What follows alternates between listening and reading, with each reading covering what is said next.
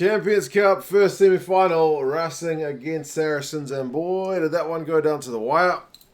Only one try, so you might think it wasn't the best game. It certainly wasn't kind of free-flowing and open at all times. There were more errors than I think both teams would like to have seen in the game, but man, the try of the game was scored pretty late on, and if my count is correct, the lead changed at least 4 times, which generally makes for pretty entertaining rugby. Now, the game was played quite some time ago. It was played at about midnight over here in New Zealand as I was snoozing away, and I've just got up first thing to watch the game. But I'll go through some of the key events that I've just seen. Fortunately, I didn't know the result, which actually made the end quite tense. But yeah, I'll go through some of the key events, the stats, and you guys can let me know your thoughts as well. Interestingly, I don't think they had a fake crowd noise playing for this game. They only had 1,000 people through the doors, according to the commentators, with later lockdown happening in Paris. So, yeah, it was relatively quiet at times, to be honest. But, yeah, you could still hear the fans. But it was just initially a little bit, I don't want to say jarring, but it was just different. Because most of the games they've been having the fake crowd noise. But after that, I kind of got used to it. Whereas when they overly use the fake crowd noise, that gets jarring throughout the whole game. Anyway, few guys injured early on in this one. Sankoni went into goods, either elbow or his hip, maybe a bit of both. Seemed to knock himself out, but he managed to walk off the pitch pretty groggily. So he was off early, which was pretty unfortunate. There were a lot of knock-ons from both sides. The start was not very fluid at all. And the first points of the game went to Racing with an Aribaram penalty. And then for Saracens, Taylor went off on 12 minutes injured. Looked like he'd done his shoulder, which is also, pretty unfortunate. But I thought Morris, who came on, actually had a pretty solid one. At least he was flying up out of defence a lot and putting the opposition under a bit of pressure. Racing 92 missed a penalty from their own half a bit later on. And on 20 minutes, we saw something which we hardly ever see in rugby union, which is the ref calling use it not being used, and the ball actually being turned over because of that. That was something you just never see. Nigel Owens called use it. Aribaran didn't use it. They were trying to set up a box kick with as many guys connected together as possible to avoid the charge down, the little caterpillar jobby. But, they didn't use it in time. So, 5-metre scrum for Saracens in an attacking area. Interestingly, Aribaran from that scrum, though, he immediately nailed Billy V, and that seemed to be his task. Like last week, Leinster kind of went with the old chop tackles from their loosies to try and target Billy V. But this week it was Ariba, and that was clearly his job, and he was actually doing it pretty well. However, from the next phase after he'd tackled Billy V, Racing conceded a penalty, so that made it 3 apiece. 26 minutes, Zebo knocked it on from a daily kick through, and man, Saris were putting through so many little kicks through, little grubbers, putting the wingers, the back three of Racing, under all kinds of pressure. So Sarahs were looking pretty dangerous. Ariba had intercepted it, but Maitland had some good D on the turnover ball, which was some quick thinking. However, Racing conceded another penalty from that phase, and then it was 6-3 to Saracens. So Saracens in front. From the kickoff, Saracens conceded bloody penalties. That's what I'm talking about, but not being that fluid from either side. Racing 92 had a chance to equalise, and sure enough, they did it. So it was 6 apiece, trading penalties. 38 minutes, I thought, was the best chance of the half for an actual try. Finn Russell looks up in his own, I think he was in his 22, sees a bit of space, so instead of kicking, he passes it to Teddy Toma. Toma has a wee run out on the left wing. He kicks and chases, and he's not too far away from the ball. Daly is the guy who has to clean up at the back, and all he can do is run it into touch. And it actually ends with a penalty for Racing from the resulting play from that line out. So 9-6 they go in at halftime. I thought he'd maybe missed the penalty, but the flags went up and it was 9-6. The commentators also thought he'd missed the penalty, but it was 9 points to 6 at halftime. So Racing going in with a slight lead. Second half, Racing 92 conceded a silly penalty, putting a hand out to block a pass.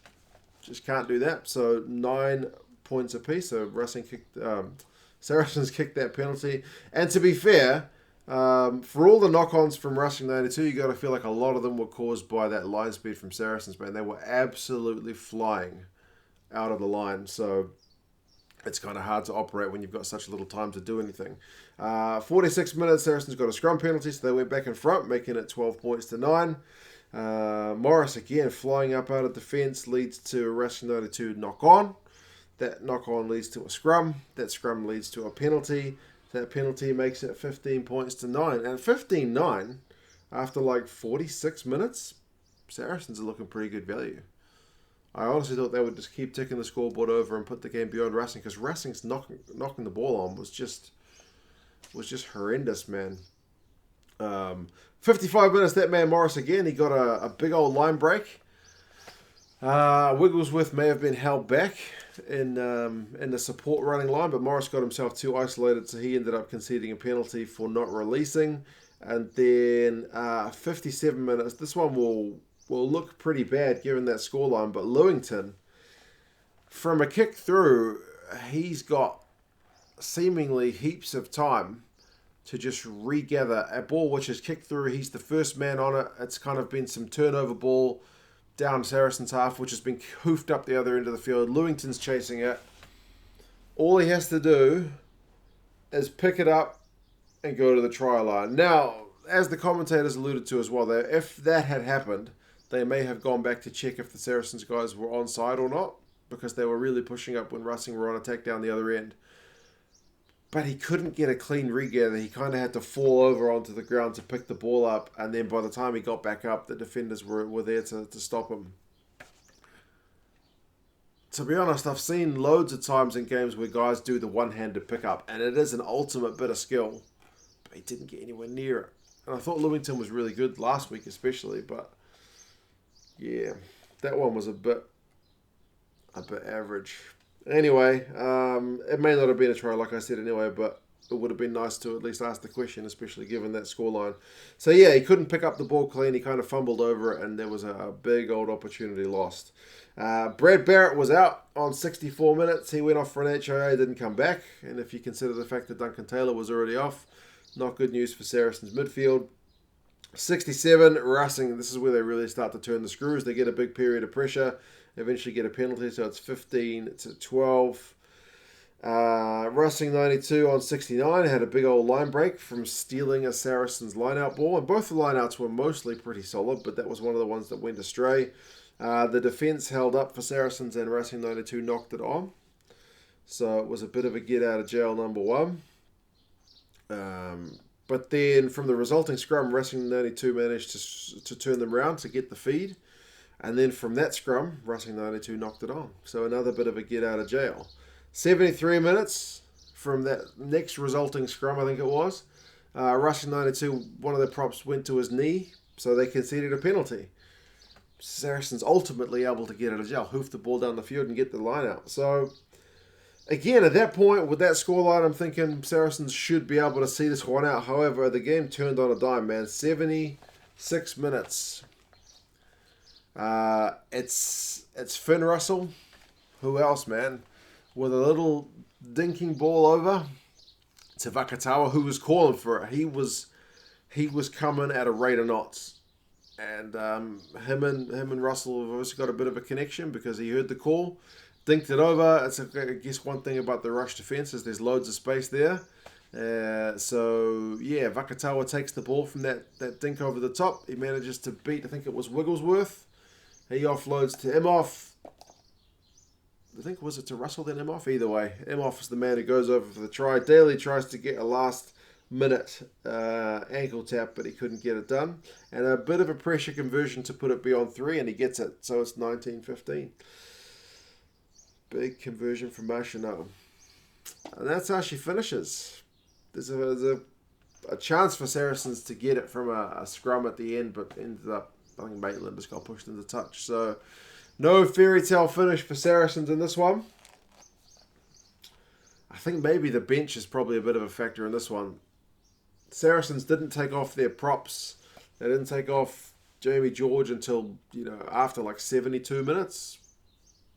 Maybe a bit of a bit less faith in some of the depth in the Saracens lineup compared to the Racing guys. But Injuries also didn't help. So yeah, Racing into the final, and that's all she wrote for Saracens. So part of me honestly thinks it would have been nice for them to get that one more result, even though everybody seems to hate Saracens. But Racing, I might have to get their jersey, man, because they were performing pretty bloody well. It's just the knock-ons were killing them. Final stats: possession 57-43, territory 56-44.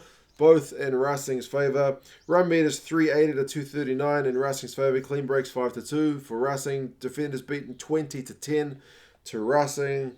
Tackling percentage 87% Racing, 83 Saracens, but Saracens had to make 100 tackles to Racing's like 69. Penalties conceded 13 by Saracens, 9 by Racing. So all those stats seemingly going in Racing's way. It doesn't always make the difference. You can quite happily win games without having territory possession and all that. But knock-ons, 14, and that's just by Racing. Even 7 by Saracens as well. So the handling was not the best in this game and stopped it from really getting fluid for large periods. But Racing have only, this is what, their 4th game, so maybe that's a factor in that as well. But yeah, Vakatawa got star of the match, finished with 58 run meters, 6 defenders beaten. Remember, the whole team got 20, so he had 6 on his own, and 2 clean breaks. Remember, the team had 5 clean breaks, he had 2, so you can see why he was such a key cog in that lineup. Rhodes had 10 from 12 tackles, Barrett had 8 from 9. Remember, Barrett went off with about a quarter of the game to go, which was unfortunate, but yeah, sometimes that's just the way it goes. But yeah, congratulations to Racing. Saracens, I honestly thought they were going to do it for a while, but not to be. So yeah, we look forward to the final. I haven't seen this next game yet with Toulouse and Exeter. I'm about to go and watch that now. Auckland is a horrendously rainy and windy day outside, so it's a good day to stay home and watch some rugby. So yeah, you guys let me know your thoughts on the game. What did you think of this one? Guys who particularly impressed you? Disappointing at all? I'm always a fan of games that kind of go down to the last 10 minutes and it's still all to play for. So this one's one of those ones, and especially if you don't know the result, that makes it pretty tasty. So I was pretty happy with it. I'll see if this next game goes a similar way. All right, guys, take care, and I'll talk to you again soon. See you later.